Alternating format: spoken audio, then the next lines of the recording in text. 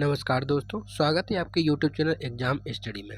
इस वीडियो में मैं लेकर आया हूँ बिहार दरोगा का पीटी सेट 3। ठीक है, सेट तीसरा सेट है। अभी तक मैंने 2 सेट करा दिए। अगर वो दोनों सेट आप लोगों ने नहीं देखे तो उसको देख लीजिए। और साथ साथ में मैंने अभी 4 सेट कराए हैं एडिटोरिया के, तो उसको भी आप देख लीजिए, क्योंकि इसी प्रकार से प्रश्न आपको देखने को मिलेंगे। टोटल 100 प्रश्न होंगे, इसमें भी 100 प्रश्न होंगे और हम इनको सॉल्व करते हुए चलते हैं। अगर वो दोनों वीडियो यानी कि इससे यानी कि चक चुके आपने अभी तक दोनों प्रैक्टिस सेट नहीं किए तो उनको कर लीजिए। उसी क्रम को हम आगे बढ़ाते हुए प्रैक्टिस सेट नंबर तीसरे को लेकर आया हूँ। साथ साथ में और भी आपको वीडियो मिलते रहेंगे जो कि आपके एग्जाम के लिए बहुत ही हेल्पफुल रहेंगे। जैसे कि अभी चल रहा है आपका प्राचीन इतिहास का जो एडिटोरिया वो प्राचीन इतिहास का जो लूसेंट जो कि मैम करा रही है वो पूर्णतः खत्म हो चुका है। और अभी मैम ने शुरू किया है मध्यकालीन का, तो मध्यकालीन का भी आप देखिए। साथ साथ में पॉलिटिका यानी कि पॉलिटिका घटना चक्र भी आपको देखने को मिल रहा है, तो वो भी वीडियो आपको लगातार मिल रहे हैं। तो इसी क्रम को आगे बढ़ाते हुए यहाँ हम प्रैक्टिस सेट नंबर 3 की बात करेंगे। इसके हम एक एक क्वेश्चन को बहुत बारीकी से देखेंगे और हर एक प्रश्न को याद करते हुए चलते हैं। पहला प्रश्न है कि यदि किसी वस्तु को अवतल दर्पण के पोल और फोकस के बीच रखा जाए तो प्रतिछाया का आकार क्या होगा। क्वेश्चन दोबारा पढ़ देता हूँ। यदि किसी वस्तु को अवतल दर्पण के पोल और फोकस के बीच रखा जाए तो प्रतिछाया का आकार क्या होगा। तो ये होगा बहुत बड़ा, जो है आकार कैसा होगा, तो बहुत बड़ा बनेगा। ठीक है। नेक्स्ट है कि गुरु नानक देव का जन्म कहाँ हुआ था। तो बताना है गुरु नानक देव का जन्म कहाँ हुआ, तो ये तलवंडी में हुआ था। तलवंडी में गुरु नानक का जन्म हुआ था। आप लोग भी अपने टिक कीजिए और कमेंट बॉक्स में लिखिए कि आपके कितने क्वेश्चन सौ में सही हो रहे हैं, क्योंकि आपको इससे अंदाजा होगा कि आपके कितने क्वेश्चन सही हो रहे हैं और आपकी तैयारी किस प्रकार से है। तीसरा क्वेश्चन नंबर देखते हैं कि निम्नलिखित में से कौन एक भारतीय बहुराष्ट्रीय कंपनी नहीं है। तो इनमें से कौन एक भारतीय बहुराष्ट्रीय कंपनी नहीं है, तो यह है यूनिलीवर जो है वो भारतीय बहुराष्ट्रीय कंपनी नहीं है, जबकि महिंद्रा ग्रुप, इंफोसिस और आदित्य बिरला ग्रुप ये एक बहुराष्ट्रीय कंपनी है, लेकिन यूनिलीवर एक बहुराष्ट्रीय कंपनी नहीं है। नेक्स्ट प्रश्न है कि राष्ट्रीय खाद्य अधिनियम किस वर्ष लागू किया गया। मोस्ट इंपॉर्टेंट है। तो राष्ट्रीय खाद्य अधिनियम कब आया था, यह 2013 में। तो राष्ट्रीय खाद्य अधिनियम कब आया, 2013 में। नेक्स्ट प्रश्न देखिए कि निम्नलिखित में से किस राज्य में हम्पी नृत्य महोत्सव मनाया जाता है। तो हम्पी नृत्य महोत्सव कहाँ, तो हम्पी कहाँ है, तो ये कर्नाटक। आप यहाँ से भी इसको पकड़ सकते हैं कि हम्पी जो है वो कहाँ है, तो कर्नाटक में। तो हम्पी नृत्य कहाँ मनाया जाता है, तो कर्नाटक में। नेक्स्ट प्रश्न है कि निम्नलिखित में से किस राज्य में प्रत्येक घर में छत पर वर्षा जल संरचना बनाना अनिवार्य कर दिया गया है। तो भारत के किस राज्य में प्रत्येक घर में छत पर वर्षा जल संरचना बनाना अनिवार्य कर दिया गया है, तो ये है तमिलनाडु में ये प्रावधान किया गया। नेक्स्ट प्रश्न देखते हैं कि माता पिता के क्रोमोसोम का कौन सा संयोजन बालिका शिशु के लिए जिम्मेदार होता है। तो इनमें से कौन सा संयोजन जो है वो बालिका शिशु के लिए जिम्मेदार होता है, ये होता है XX। ठीक है, तो XX जो है वो बालिका शिशु के लिए जिम्मेदार होता है। नेक्स्ट प्रश्न देखते हैं कि निम्नलिखित में से किस स्वतंत्रता सेनानी को काकोरी षड्यंत्र केस में फांसी की सजा दी गई थी। तो इनमें से आपको बताना है कौन जो थे जिनको काकोरी षड्यंत्र में फांसी की सजा दी गई थी। ये थे राम प्रसाद बिस्मिल और अशफाक उल्ला खां। राम प्रसाद बिस्मिल जो कि काकोरी कांड से जुड़े हुए थे, तो अशफाक उल्ला खां और काकोरी कांड जो है इन्हीं से जुड़ा हुआ था। नेक्स्ट प्रश्न देखते हैं कि निम्नलिखित में से कौन खाद्य पदार्थों के विकृत गंधिता, जिसको बोलते हैं बासीपन, का कारण है। निम्नलिखित में से कौन खाद्य पदार्थों के विकृत गंधिता या बासीपन का कारण है। तो इनमें से क्या है, तो ये ऑक्सीजन। ठीक है, ऑक्सीजन जो है वो बासीपन का या क्या नाम विकृत गंधिता का एक कारण है। नेक्स्ट देखते हैं प्रश्न नंबर 10। प्रश्न नंबर 10 है the room on the roof नामक उपन्यास के लेखक कौन है। तो the room on the roof नामक उपन्यास के लेखक कौन है, तो यह है रस्किन बॉन्ड। याद कर लेना, बहुत मोस्ट इंपॉर्टेंट है। The room on the roof ये किसका है, तो यह है रस्किन बॉन्ड की उपन्यास है। नेक्स्ट है कि ओजोन परत के क्षय के लिए निम्नलिखित में से कौन से कारक जिम्मेदार है? तो ओजोन परत के क्षय के लिए कौन सा कारक जिम्मेदार है? तो क्लोरोफ्लोरोकार्बन, CFC, क्लोरोफ्लोरोकार्बन सबसे ज़्यादा जिम्मेदार है। कौन? क्लोरोफ्लोरोकार्बन, CFC, CFC भी इसको बोलते हैं। नेक्स्ट है कि अरुंधति राय को निम्नलिखित में से कौन सा अंतर्राष्ट्रीय पुरस्कार मिला है? तो अरुंधति राय को निम्न में से कौन सा अंतर्राष्ट्रीय पुरस्कार मिला है? तो ये मैन बुकर पुरस्कार जो कि अरुंधति राय को दिया गया, जो अंतर्राष्ट्रीय पुरस्कार है मैन बुकर, तो इनको अरुंधति राय को दिया। नेक्स्ट है कि अमीबा निम्नलिखित में से किस जगत या किंगडम से संबंधित है? तो अमीबा जो है किससे संबंधित है? तो यह है प्रोटिस्टा से संबंधित, प्रोटिस्टा संघ का ये जंतु है अमीबा। तो किसका है? तो प्रोटिस्टा संघ का जंतु अमीबा। ठीक है, इसको याद रखिए।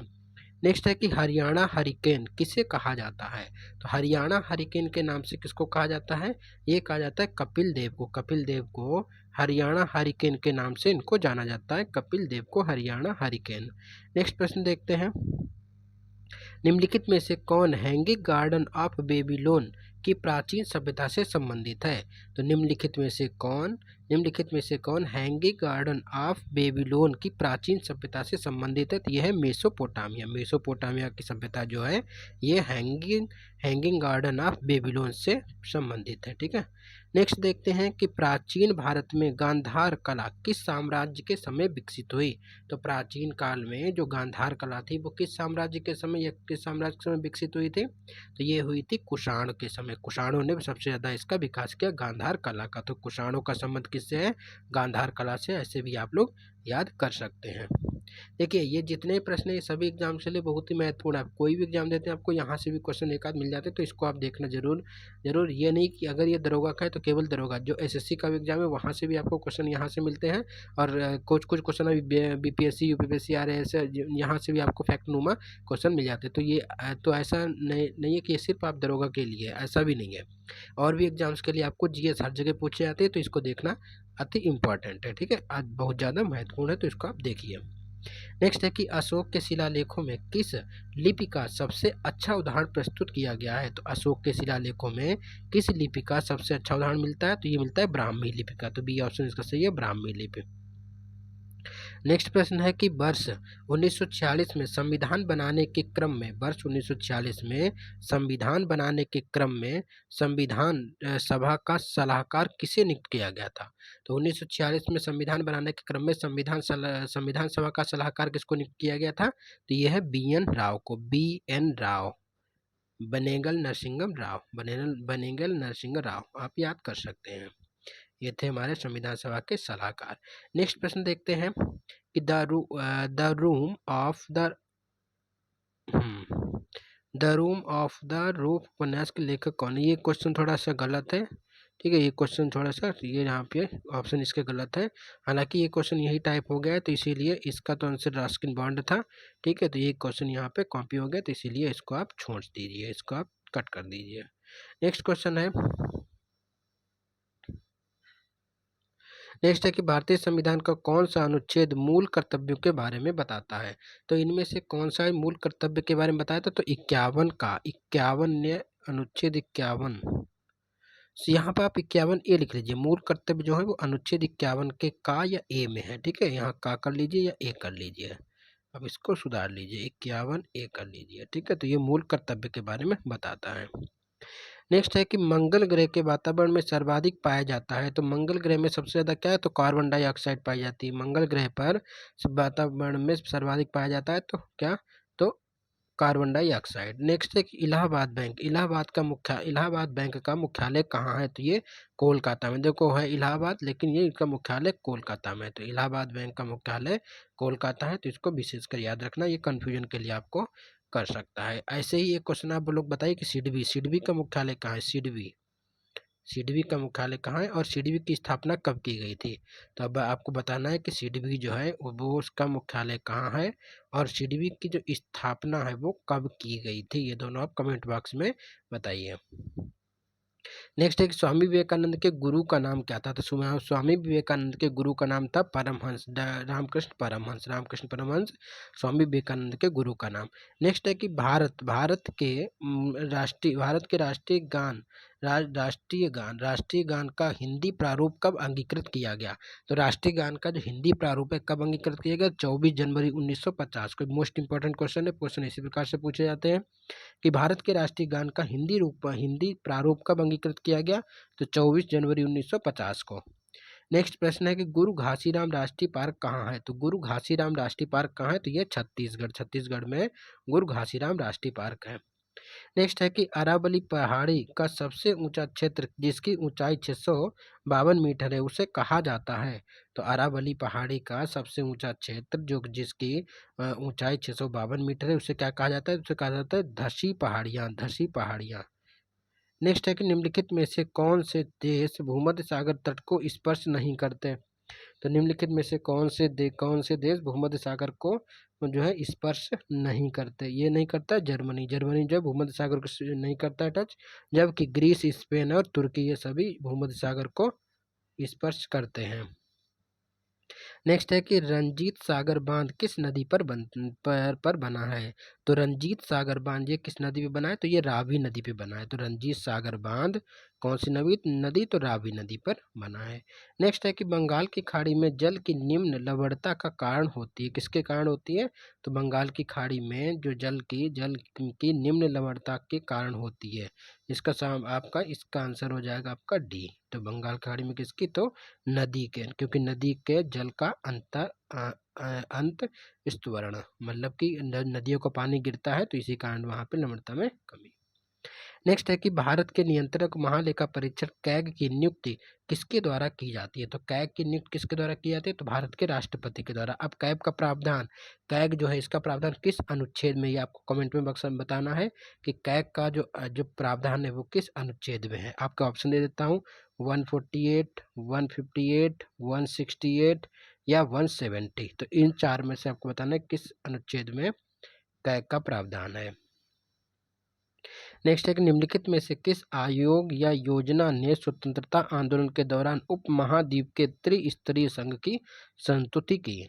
तो निम्नलिखित में से किस आयोग या योजना ने स्वतंत्रता आंदोलन के दौरान उपमहाद्वीप के त्रिस्तरीय संघ की संस्तुति की? तो इसका ऑप्शन है आपका कैबिनेट मिशन ने। नेक्स्ट प्रश्न है कि भारतीय संविधान के अनुसार भारत के महान्यायवादी की नियुक्ति कौन करता है? तो भारतीय संविधान के अनुसार महान्यायवादी की नियुक्ति करता है कौन? राष्ट्रपति। अब आप लोगों को बताना है कि महान्यायवादी जो है किस आर्टिकल में है, किस आर्टिकल में महान्यायवादी की बात कही गई। आपके सामने आंसर है, वो ऑप्शन है 74, 75, 76 या 77।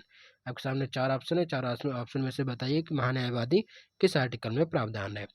नेक्स्ट है कि लोकसभा का 17वां स्पीकर कौन था? जो 17वीं लोकसभा थी तो उसके स्पीकर कौन थे? तो उसके स्पीकर कौन है या थे हैं? तो ओम बिरला इसके स्पीकर या लोकसभा अध्यक्ष भी कहते हैं। नेक्स्ट है कि एक विधेयक धन विधेयक है या नहीं, यह निर्णय का अंतिम अधिकार निम्नलिखित में से किसके पास है? अगर कोई धन विधेयक पास हुआ तो वो कोई विधेयक जो है धन विधेयक है या नहीं, तो इसका अंतिम निर्णय कौन देता है? तो ये देते हैं लोकसभा स्पीकर या लोकसभा के अध्यक्ष। लोकसभा स्पीकर या लोकसभा के अध्यक्ष जो है किसी विधेयक को धन विधेयक है या नहीं उसके बारे में अंतिम निर्णय देते हैं।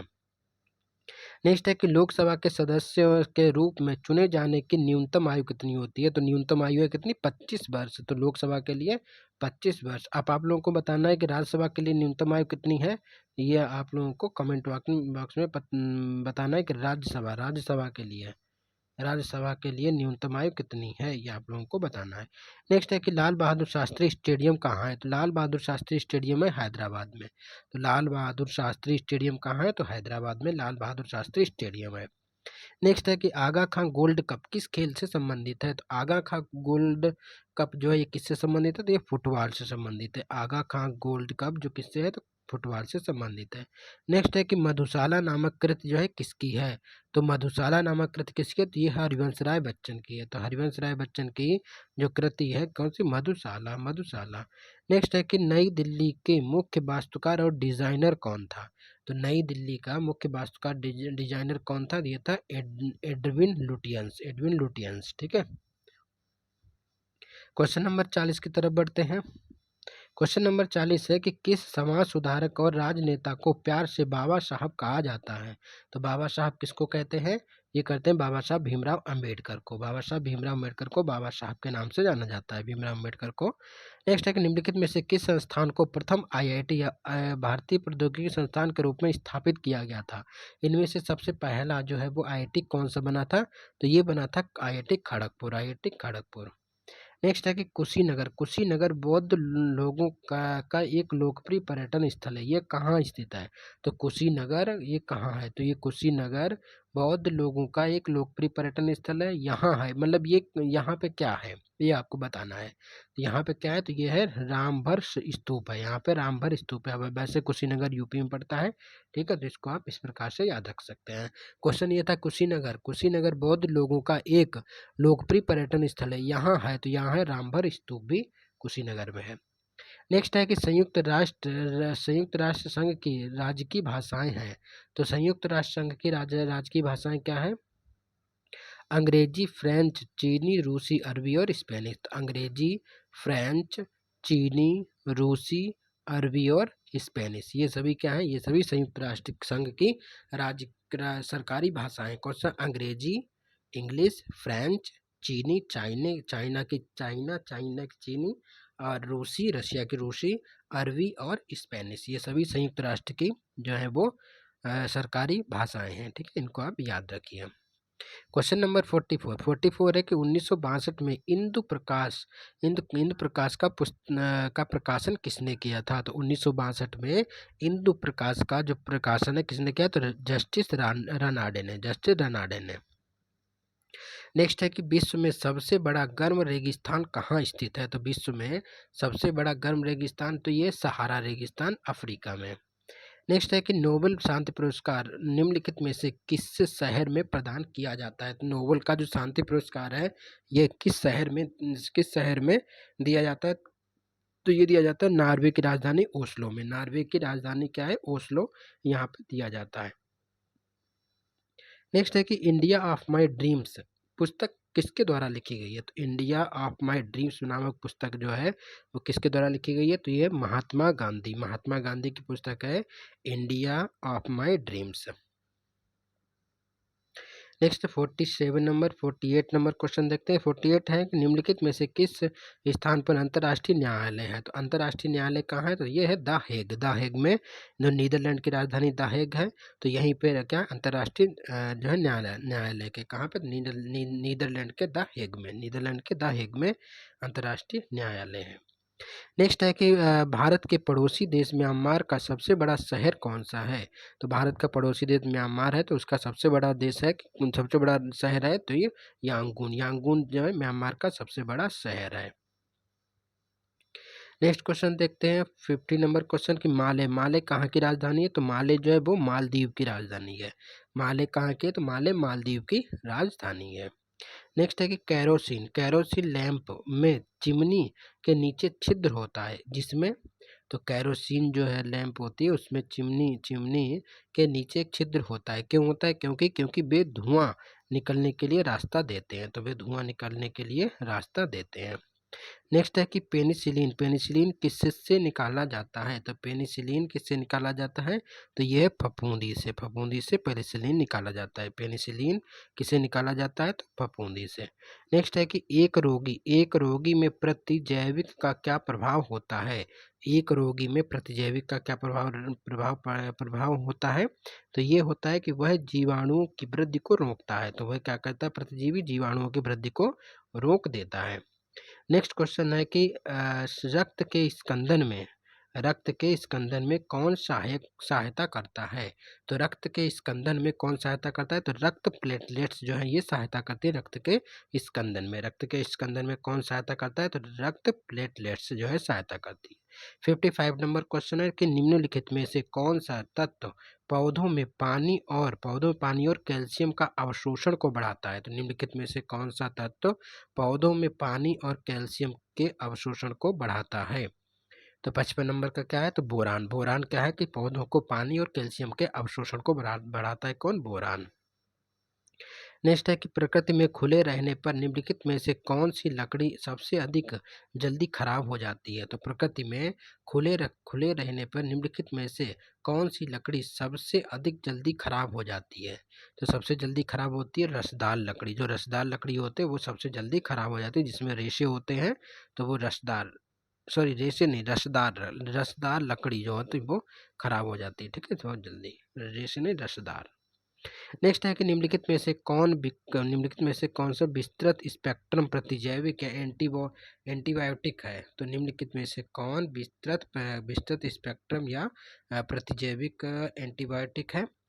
तो यह है एम्पीसिलिन जो है, जो कि स्पेक्ट्रम प्रतिजैविक है। नेक्स्ट है कि हमारे दांत और अस्थियां आमतौर पर किससे बनते हैं।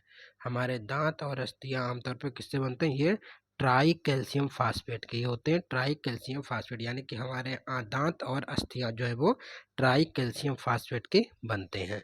नेक्स्ट है कि 59 नंबर क्वेश्चन है कि एक ही समय में कंपन करने वाले स्थानों को जोड़ने वाली रेखाओं की श्रृंखला कहलाती है। तो एक ही समय में कंपन करने वाली स्थानों को जोड़ने वाली रेखाओं की श्रृंखला कहलाती है क्या। तो सह भूकंप रेखाएं, सह भूकंप यानी कि होमोसिस्मल लाइंस। 60 नंबर क्वेश्चन है कि निम्नलिखित में से किसका मिलान गलत है। तो इनमें से कौन सा जो मिलान गलत है ये आप लोगों को बताना। तो ये मिलान गलत है। मकर रेखा साढ़े 66 डिग्री एन अक्षांश, तो ये नॉर्थ अक्षांश गलत हो गया। क्यों? क्योंकि मकर रेखा जो है वो 23.5 डिग्री साउथ साउथ ठीक है, साउथ, यस ठीक है, इसीलिए ये गलत हो गया। देखो कर्क रेखा 23.5 एन नॉर्थ अक्षांश सही है। फिर अंतरराष्ट्रीय दिनांक रेखा 0 रेखांश, ये भी सही है।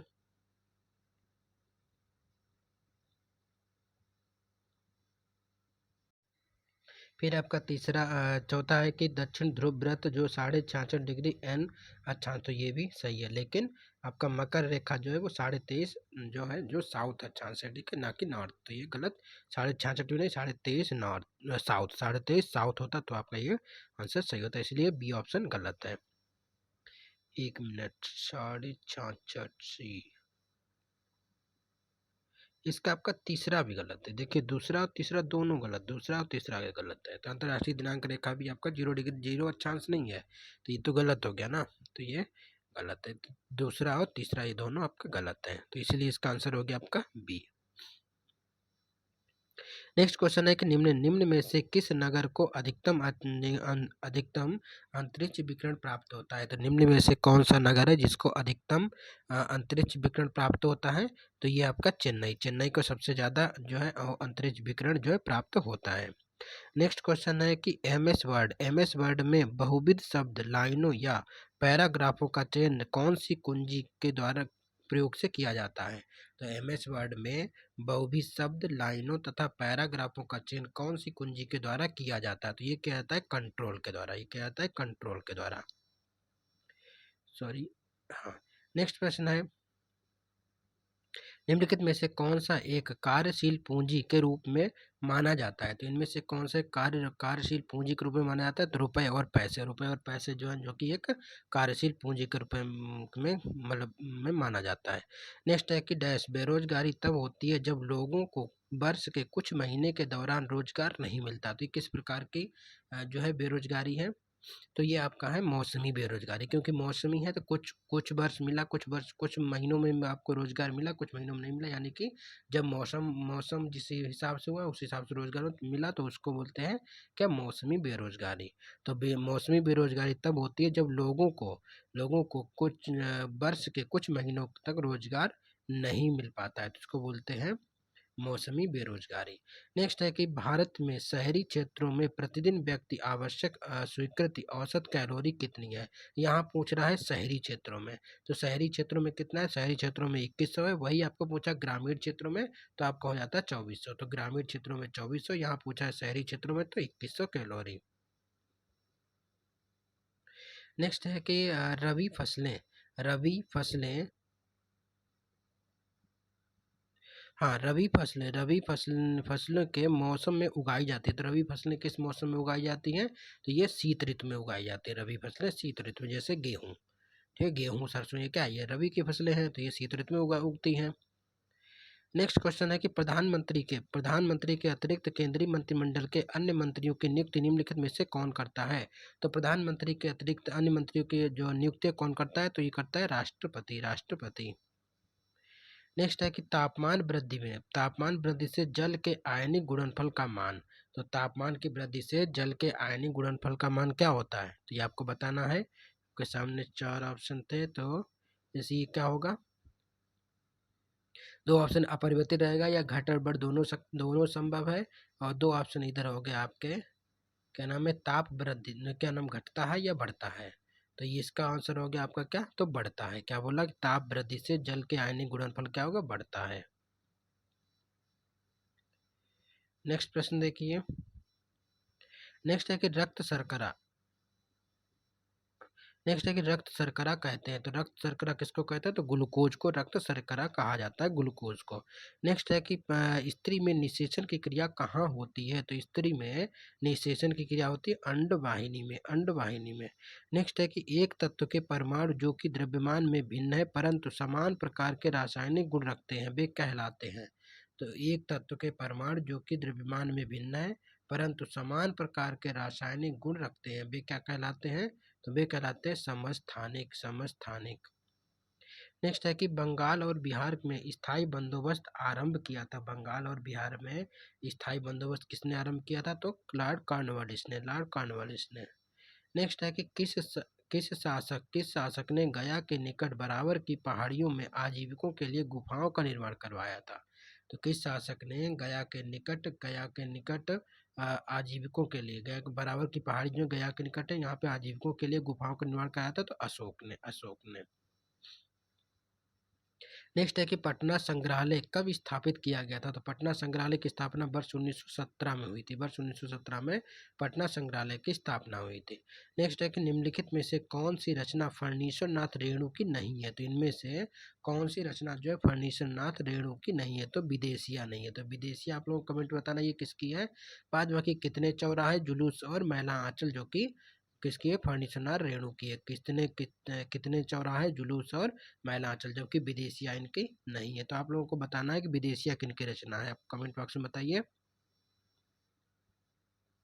बिहार में शेरशाह का राजनीतिक वर्चस्व किस युद्ध में उसकी विजय के साथ स्थापित हुआ? तो बिहार में शेरशाह का राजनीतिक वर्चस्व किस युद्ध में उसकी विजय के साथ स्थापित हुआ? तो ये हुआ सूरजगढ़ का युद्ध हुआ था उसकी विजय के साथ प्रारंभ। कौन सा? तो सूरजगढ़ का युद्ध इसका सही आंसर है। नेक्स्ट प्रश्न है कि वनों की कमी, नगरीकरण और प्रदूषण का बढ़ना निम्नलिखित में से किस कारण होता है? तो वनों की कमी, नगरीकरण और प्रदूषण का बढ़ना निम्नलिखित में से किसके कारण होता है? तो ये होता है आबादी का बढ़ना।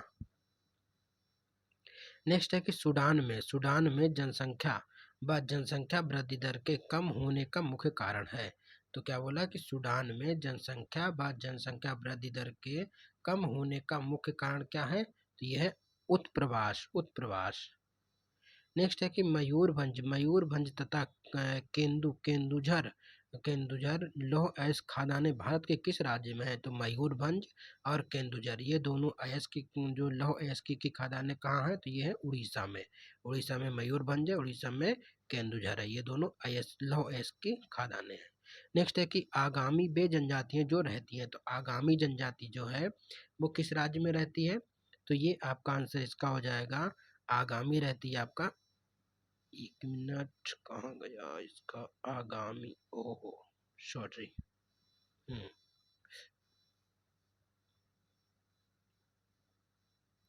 या आगामी रहता है आपका नागालैंड में, ठीक है। तो आगामी जनजाति जो है ये कहाँ रहती है? नागालैंड में, आगामी नागालैंड में। नेक्स्ट प्रश्न है कि भारत के पशु कल्याण बोर्ड का मुख्यालय कहाँ है? तो भारत के पशु कल्याण बोर्ड का जो मुख्य कार्यालय कहाँ है? तो ये आपका है चेन्नई में। तो भारत के पशु कल्याण बोर्ड चेन्नई में है। नेक्स्ट है कि शुष्क हवा सांता आना कहाँ बहती है? तो सांता आना जो है ये कहाँ बहती है? तो ये बहती है कैलिफोर्निया में। कैलिफोर्निया में सांता आना नाम की जो शुष्क हवा है ये बहती है। इसका नाम है सांता आना शुष्क हवा। कहाँ? तो कैलिफोर्निया में। पाणिनि कौन थे? तो पाणिनि कौन थे? तो पाणिनि थे ये एक व्याकरणविद। एक व्याकरणविद। अब पाणिनि की कौन सी रचना है? तो अष्टाध्यायी। अष्टाध्यायी व्याकरण है जो कि पाणिनि की एक रचना है। नेक्स्ट है कि प्रकाश विद्युत सेल। प्रकाश विद्युत सेल किस सिद्धांत पर कार्य करता है? तो प्रकाश विद्युत सेल है वो प्रकाश के विद्युत प्रभाव पर काम करता है। प्रकाश के विद्युत प्रभाव पर काम करता है। नेक्स्ट है कि समूह 15 में दुर्बल चालकता प्रदर्शित करता है। तो समूह 15 में दुर्बल जो है वो चालकता प्रदर्शित करता है। तो ये किसमें? तो ये है आर्सेनिक। आर्सेनिक। नेक्स्ट है कि निम्नलिखित में से कौन भारत के उपराष्ट्रपति को पद और गोपनीयता की शपथ दिलाता है? तो निम्नलिखित में से कौन भारत के उपराष्ट्रपति, ठीक है, किसको? तो उपराष्ट्रपति को पद और गोपनीयता की शपथ दिलाता है। तो ये दिलाते हैं राष्ट्रपति। ये राष्ट्रपति जो है वो दिलाते हैं, राष्ट्रपति। और राष्ट्रपति को शपथ कौन दिलाता है वो आप कमेंट बॉक्स में लिखिए कि राष्ट्रपति को शपथ कौन दिलाता है। आपको कमेंट बॉक्स में लिखना है राष्ट्रपति को शपथ कौन दिलाता है।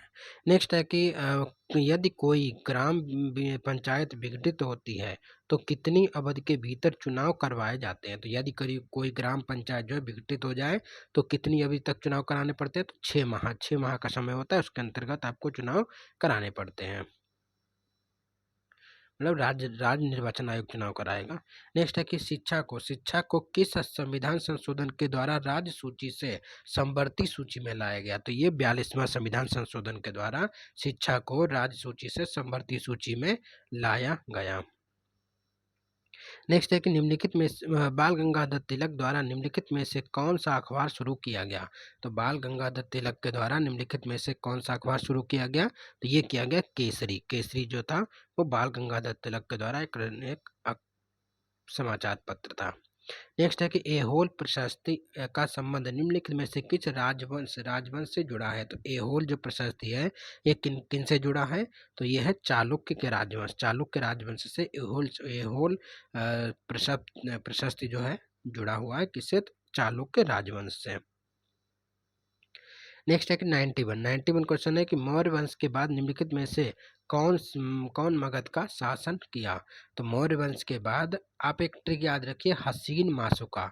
हसीन मासुका से आप अच्छे से, आपको ट्रिक है ये, आप याद रखिए इससे कि तो इसमें आ जाएगा शुंग वंश। देखो हसीन मासुका, हसीन मासुका, मासुका।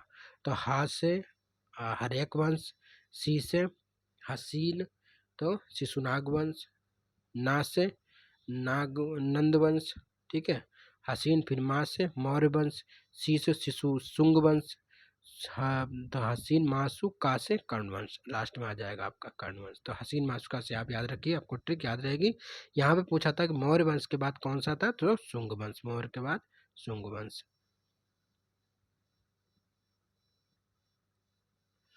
नेक्स्ट 92 है कि हाल ही में समर्थ ई गवर्नेंस ऐप जो पोर्टल है वो किस राज्य ने शुरू किया? तो ई गवर्नेंस पोर्टल किस राज्य ने शुरू किया? तो उत्तराखंड ने। उत्तराखंड ने ई गवर्नेंस पोर्टल को लॉन्च किया।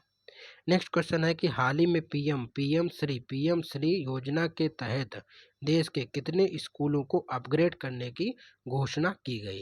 तो हाल ही में पीएम श्री योजना के तहत देश के कितने स्कूलों को अपग्रेड करने की घोषणा की गई? तो ये की गई 14,500। तो पहले पीएम प्री किससे संबंधित है? पीएम श्री। तो पीएम श्री योजना जो है ये स्कूलों को अपग्रेड करने से संबंधित है। पहला क्वेश्चन तो यही बनता है कि पीएम श्री का संबंध किससे है? तो स्कूलों को अपग्रेड करना।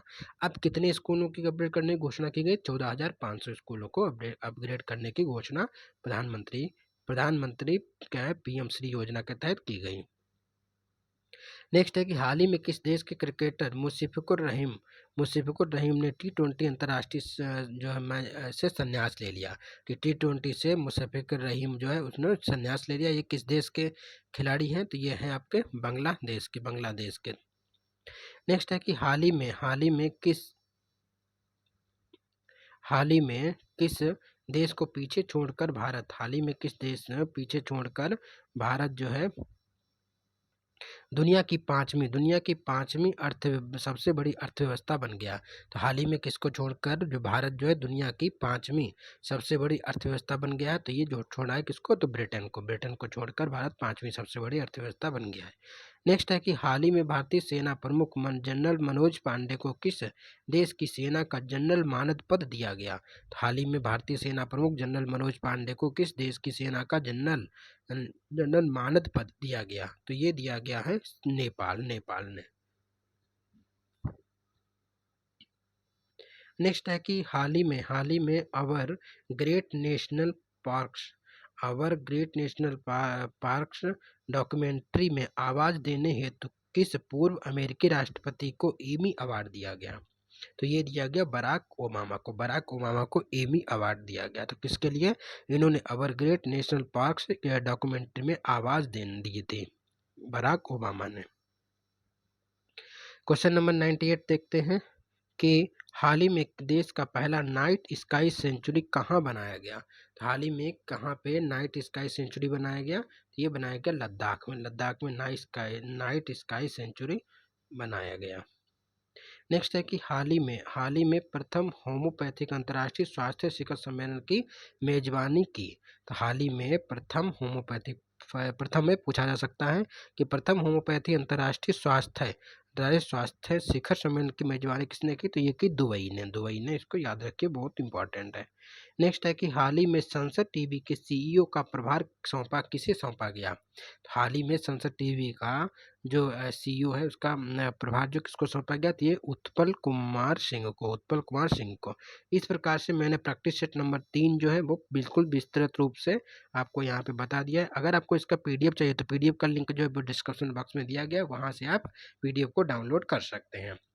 अब मिलते हैं नेक्स्ट सेट में। नेक्स्ट सेट हम बात करेंगे सेट नंबर 4 की, जिसमें हम 100 क्वेश्चन लेके आऊँगा जल्द ही। तो सेट नंबर 4 कराएंगे, इसी क्रम को हम आगे बढ़ाते हुए आपको सभी कराएंगे और करेंट अफेयर भी जल्द ही हम प्रारंभ कर देंगे। मिलते हैं नेक्स्ट वीडियो में, तब तक के लिए धन्यवाद, नमस्कार।